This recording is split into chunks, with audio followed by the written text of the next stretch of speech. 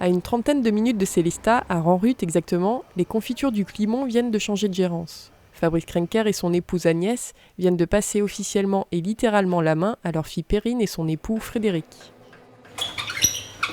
Et voilà, l'objet symbolique chez nous, c'est cette main qui agite toute seule la confiture et qui nous permet d'accélérer l'évaporation en fait. Donc il y a un moteur de tapis roulant, il n'y a pas de secret. Et à partir de là, on va gagner du temps et on va avoir une confiture homogène. Disons, la recette est ancienne, le procédé est un peu plus maîtrisé maintenant par rapport à autrefois. Mais la recette, elle est simple, c'est du fruit, du sucre, et rien d'autre.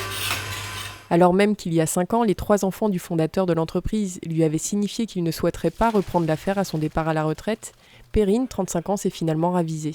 Elle n'avait que 4 ans quand son père s'est lancé dans cette aventure, un peu par hasard, et aujourd'hui elle espère bien apporter sa propre pierre à l'édifice. Donc à chaque fois qu'il ratait quelque chose, le bac ou ses formations, il disait c'est pas grave, un jour je ferai de la confiture. Et une fois, il y a un ami à lui qui l'a inscrit à une fête et qui lui a dit bah voilà, je t'ai inscrit, il faut que tu fasses de la confiture. Donc pendant 15 jours, il a préparé une dizaine de sortes de confitures et puis il y a eu des reportages qui ont été faits. Et du coup, il a été obligé de s'y mettre et il a commencé dans notre maison, qui était juste à côté, la maison familiale, dans la cave. Et en fait, ça a pris de l'ampleur assez rapidement. Les hôtels du secteur lui ont demandé s'ils pouvaient revendre ces confitures parce que c'était exactement ce qu'ils cherchaient, une confiture traditionnelle qui est faite avec des fruits du secteur de manière très simple.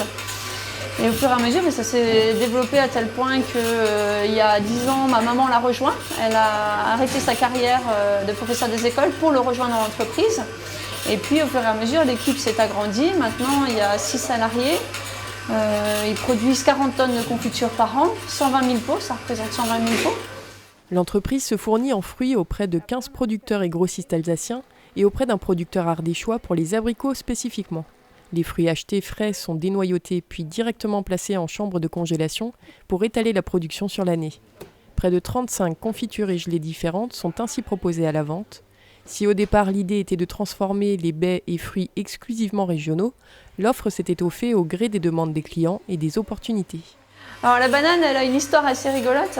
C'est qu'en fait, il y a un grossiste en fruits qui n'est pas très loin d'ici, à 6 km exactement, qui un soir a appelé mon père en disant « J'ai des bananes sur les bras, je ne peux plus les vendre, est-ce que tu veux en faire de la confiture ?» Et mon père a dit « C'est pas vraiment d'Alsace, justement, on essaye d'avoir des fruits d'Alsace, mais ramène-les-moi pour rigoler, on en fera quelque chose. » Et donc il a versé du schnapps dedans, et puis il a distribué aux voisins. C'était juste histoire de faire une petite cuisson rigolote. Et en fait, tous les voisins sont revenus en disant « Elle est absolument excellente, il faut que tu la fasses. » Donc on l'a inscrite dans la gamme et ça fait maintenant, je pense, plus de 20 ans qu'on a la gamme.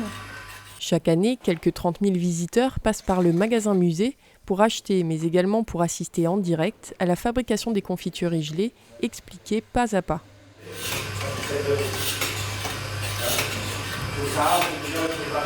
Donc je vais juste arrêter la main, justement. Donc avec un réfractomètre. Donc là, on reprend le jus du mélange melon-citron. Et cet appareil, donc le réfractomètre, va réfléchir les rayons de la lumière différemment selon si c'est de l'eau ou du sucre. Ou de l'eau ou autre chose. Et le autre chose dans la confiture, en général, c'est du sucre, en très grande majorité. Et donc là, en regardant la lumière, je vais voir combien est-ce qu'il y a de sucre dans ce mélange. Et là, on est à 10%. Et du matériel de toutes les époques. Le chaudron a plus de 100 ans. Et les doseuses capsuleuses sont quasi neuves. C'est des moyens modernes qui n'existaient pas encore il y a quelques années parce que des confituriers, il y en a très très peu en France. De cette taille-là, il y a essentiellement de l'industrie. Donc une doseuse petite comme celle-là, c'est très rare, on est ravis de l'avoir. Et les chaudrons, c'est la même chose. Notre taille d'entreprise fait qu'on n'a pas beaucoup de matériel moderne à disposition. Dès qu'on en a, c'est important pour nous d'en avoir parce que ça nous permet d'être plus précis. Même si la confiture, ça a l'air d'être quelque chose de très simple, nous on aime bien être précis. Donc là, on a une petite production de sirop parce qu'on a certains fruits avec lesquels on fait de la confiture mais qui perdent beaucoup de jus. Donc nous, notre manière de faire, c'est qu'on cuit d'abord le fruit. On va récupérer tout le jus, on va d'abord le sortir et ensuite, à part, on va le faire cuire dans un autre chaudron avec du sucre. Donc là, c'est des sirops qui contiennent juste du fruit et du sucre. Fabrice Krenker s'est vu décerner plusieurs prix plus ou moins farfelus, Mais 2 d'entre eux sont particulièrement mis en avant par sa fille, celui de meilleur confiturier de France et d'entreprise du patrimoine vivant. Loin de se reposer sur ses lauriers, l'artisan continue d'innover et a même déposé un brevet en 2015 concernant l'élaboration d'un nouveau concept, la crufiture, élaborée sur la même base que la confiture, mais en utilisant des ressources énergétiques 100% naturelles. On mélange du fruit et du sucre, mais au lieu de le mettre dans un chaudron, on l'étale au soleil pour que le soleil fasse le travail du chaudron. Donc le travail du chaudron, c'est essentiellement pour nous, ce qu'on recherche, c'est d'évaporer l'eau du fruit.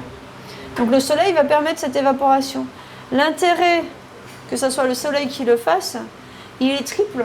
Le premier intérêt, c'est écologique et économique, c'est-à-dire zéro énergie, parce que là, on a quand même un chaudron qui tourne aux 380 watts. Donc, on a un intérêt écologique.